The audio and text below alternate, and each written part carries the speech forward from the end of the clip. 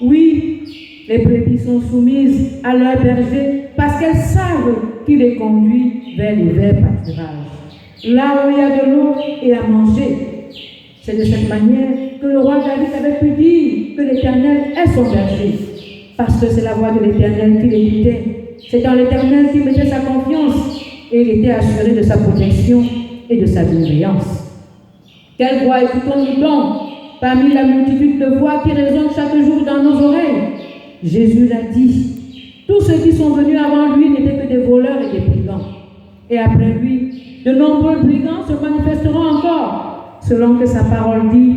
En effet, beaucoup viendront sous mon nom et diront, c'est moi qui suis le Messie. Et ils tromperont beaucoup de gens. De prétendus Messies et de prétendus prophètes surgiront. Ils feront de grands prodiges et des signes miraculeux au point de tromper, si c'était possible, même ceux qui ont été choisis. Voilà, je vous l'ai annoncé d'avance. Oui, Jésus l'avait annoncé et nous le voyons dans les faux bergers, prophètes et apôtres qui surgissent chaque jour comme des champignons et attirent dans leur filet des âmes incrédules en exploitant leur désespoir à l'aide de flatteries et de fausses prophéties. Ce sont des brigands et tous ceux qui les écoutent se font brebis des hommes au lieu d'être brebis du Seigneur. Dimanche dernier, avec l'évangéliste Luc, le Seigneur invitait chaque croyant à sonder les Écritures, à les méditer pour vivre selon ce qui est écrit. C'était le seul gage de la foi et de l'espérance du croyant. Rien n'est fondamentalement acquis. Tout doit s'acquérir, et particulièrement la foi en Jésus-Christ. Ceci au moyen de l'apprentissage constant et persévérant des Saintes Écritures. C'est à travers les Saintes Écritures que la voix de Jésus résonne et que les croyants doivent écouter. Jésus est la porte par laquelle tous ceux qui aspirent à la vie en abondance et à la vie éternelle doivent passer. Il est la porte étroite qui exige du croyant qui se détache de tout ce qui le maintient dans l'état de péché et de dépendance au mal. C'est ce Christ que l'apôtre Pierre proclame. Sa victoire sur la mort et les puissances du mal, sa résurrection, comme le roi David l'avait annoncé, fort de sa relation avec Dieu. La prédication de la bonne nouvelle par Pierre avait touché le cœur de certains auditeurs qui demandaient la conduite à tenir. Et Pierre leur dit, changez d'attitude et que chacun de vous soit baptisé au nom de Jésus-Christ pour le pardon de vos péchés et vous recevrez le don du Saint-Esprit. La prédication de la bonne nouvelle qui appelle les hommes à la repentance pour jouir de la vie en abondance ne s'est pas arrêtée. Elle se poursuit encore et toujours.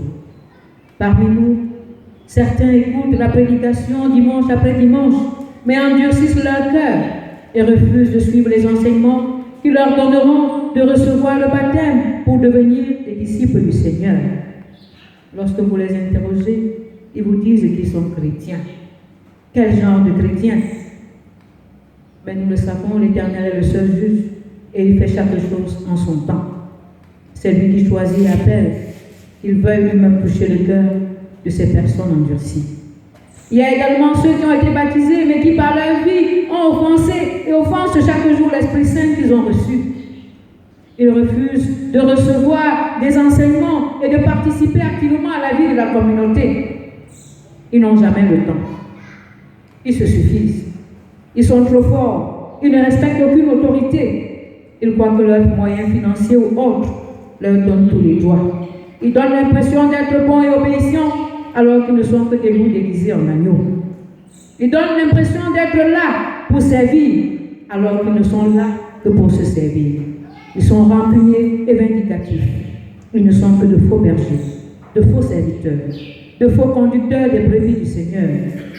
Il y a également le petit reste de ceux qui essayent tant bien que mal de vivre leur foi sans compromission aucune. Ceux qui se laissent conduire par le Saint-Esprit. Ce n'est pas facile pour eux, car la chair a des désirs contraires à ceux de l'Esprit. Mais néanmoins, avec l'aide du Seigneur, ils persévèrent. Ce sont eux que le Seigneur utilisera comme semence pour rebâtir son Église, pour rebâtir notre pays et même le monde. C'est notre espérance. Christ constate de la décrépitude morale des hommes en général et des chrétiens en particulier. Mais bonne nouvelle pour ceux qui vont écouter la bonne nouvelle de ce jour, pour se laisser transformer par elle. C'est pour tous les croyants que Christ a été méprisé, torturé et crucifié. C'est de tous les croyants que Christ a porté les péchés. C'est par ces meurtrissures que les croyants sont guéris. Et ce matin, le Seigneur attend de chacun de nous qui dise comme le roi David, l'Éternel est mon berger, je ne manquerai de rien. Jésus-Christ est mon berger, je ne manquerai de rien, surtout qu'il le dise et qu'il le vive. Le Seigneur attend de chacun qui se déclare comme étant sa brebis et que cela soit visible à travers son obéissance, sa soumission et sa fidélité aux Saintes Écritures. Bien-aimé, le Seigneur te connaît par ton nom. Il connaît tout ce que tu as pu faire de mal dans le passé. Mais ce matin, il veut faire de toi sa brebis. Il veut être ton berger.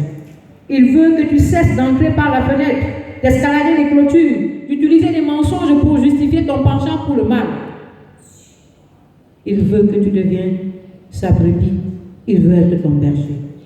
Oui, bien-aimé, chaque fois que tu désobéis au Seigneur en ne faisant pas sa volonté, tu entres par la fenêtre où tu escalades et tu es un brigand.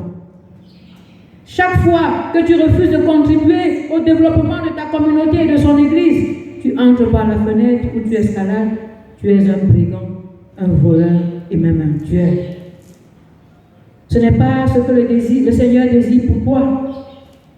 C'est toi qui l'appelles. C'est à toi qu'il parle. C'est de toi qu'il veut prendre soin. Il veut te conduire vers les verts pâturages, vers la vie en abondance. Il veut te nourrir. Il veut prendre soin de toi. Le veux-tu? Le désires-tu ardemment? Alors, entends la voix du Seigneur qui t'appelle maintenant et réponds-lui en te mettant dès cet instant à sa suite. Suis-le. Suis le Seigneur, non pas comme tu le désires, mais comme il le recommande. C'est alors qu'il va te nourrir et te donner la vie en abondance parce que tu auras choisi de devenir sa brebis et tu auras accepté qu'il soit ton berger. Par son sang versé à la croix, le Seigneur a payé pour tes péchés. Ne t'inquiète ni du regard des autres, ni de leur jugement, mais reçois simplement et seulement Jésus comme berger. Comme le bon berger, et il le sera pour toi, et tu seras sa brebis. Et que le Christ ressuscité bénisse dans le cœur de tout un chacun l'écoute et la méditation de sa parole. Amen. Amen. Nous, et avec le symbole des apôtres, confessons notre foi chrétienne en disant: je crois en Dieu, le Père Tout-Puissant, Créateur du ciel et de la terre. Je crois en Jésus-Christ, son Fils unique, notre Seigneur, qui a été conçu du Saint-Esprit et qui est né de la Vierge Marie. Il a souffert sous Ponce Pilate, il a été crucifié, il est mort, il a été enseveli, il est descendu aux enfers. Le troisième jour, il est ressuscité des morts, il est monté au ciel, il siège à la droite de Dieu, le Père Tout-Puissant. Il reviendra de là pour juger les vivants et les morts. Je crois au Saint-Esprit, je crois à la Sainte Église universelle, la communion des saints, la rémission des péchés, la résurrection de la chair et la vie éternelle. Amen. À toi la gloire, ô ressuscité. À toi